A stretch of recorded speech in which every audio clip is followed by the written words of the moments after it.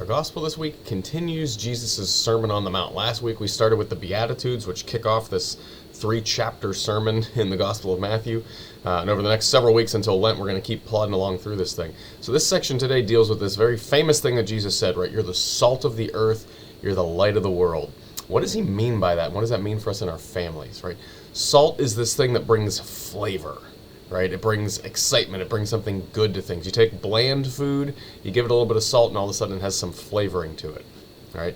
So salt brings flavor to stuff. It also preserves things, right? In the ancient world, they didn't have refrigerators, and so the way you would keep fish and meat from spoiling over a couple of days is you would salt it, right? And so when Jesus says, be the salt of the world, it's bring flavor to life and also preserve what's good in what's going on, right? And then he says this, you're the light of the world, right? A city set on a hill can't be hidden, so let your light shine before men. We're supposed to be, in some sense, walking billboards for Jesus and his church, right? People should be able to look at us and say, I want what they have. I want to be part of that thing.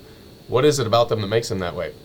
And so it's interesting that Jesus doesn't say, some places in the Gospels he says, go in your room, close the door, pray to your Father in secret, nobody else needs to know. But in this instance, he says, no, you should be out on a hilltop, shining for everybody to see, right? People are supposed to see it, right? And so the question is, what do we do so that people look at us and say, oh, they're like that because they follow Jesus, right? He's a good student, not necessarily academically, right? But he's a good kid, right? I like having him around in my class and on my soccer team or wherever.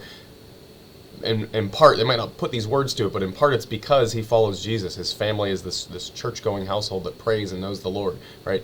She's a good friend.